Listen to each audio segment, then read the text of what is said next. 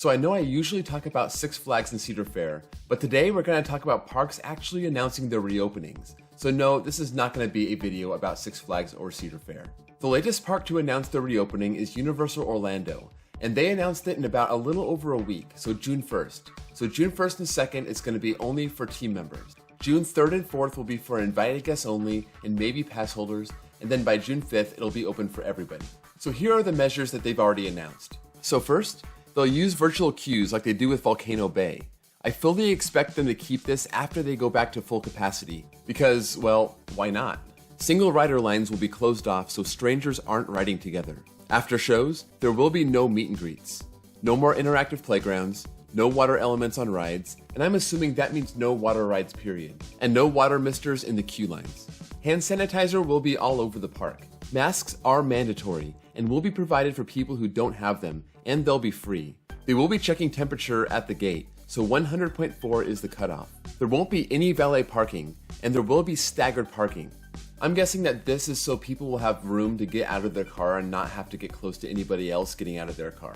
As for restaurants, mobile ordering will be set up, which is another thing that'll probably become permanent.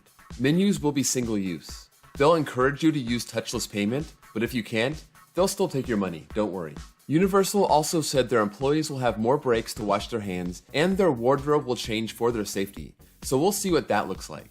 Universal will not commit to the percentage of capacity that they'll let in, but Disney was talking about 20 to 30%, which is pretty severe, so we'll see how hard it is to get into parks this summer. Universal isn't the only park opening soon. We have confirmed dates for a lot of other parks. But if you plan on going to any of these parks, you can't just walk up to the gates as if it's 2019 or something. First up is Mount Olympus in Wisconsin, opening up on May 23rd. But make sure you have a reservation at their on-site hotel because that's all they'll be letting in. This idea was pitched by the park and approved by the governor. If you want something fun to do without getting out of your car, Six Flags Great Adventure in New Jersey will allow pass holders and members to drive through their safari starting on May 29th, and then for everybody else on May 30th. Great Adventure stopped allowing people to drive their own cars through the safari in 2012. As for the park itself, don't expect anything anytime soon. Next up is Silverwood in northern Idaho, set to reopen on May 30th.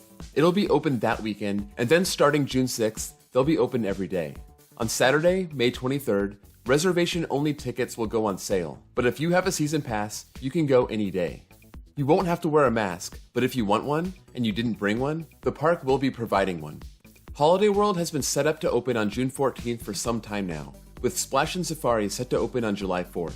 That June 14th date is just for pass holders, and then starting on June 17th, it'll be open for everyone. The governor of Indiana permitted a 50% capacity for all parks as early as June 14th, so Holiday World is not wasting any time. There will be no reservations for Holiday World, but they'll stop selling tickets once they feel like there's too many people in the park. But if you're a pass holder, you will be let in.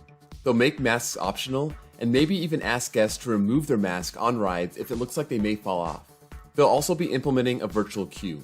Indiana Beach can open the same day as Holiday World, but they're shooting for a June 26th date for their VIPs, and starting on June 27th for everybody else. Dollywood and the other Tennessee parks have been given the green light by their governor for a May 22nd opening, and Dollywood is working on getting ready and should be announcing a date soon, but as of now, they haven't said anything.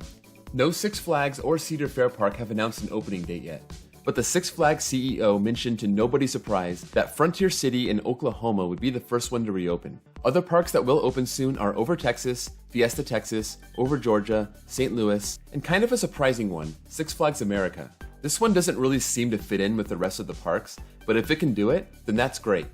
As for Cedar Fair, it looks like Worlds of Fun may be the first park to reopen.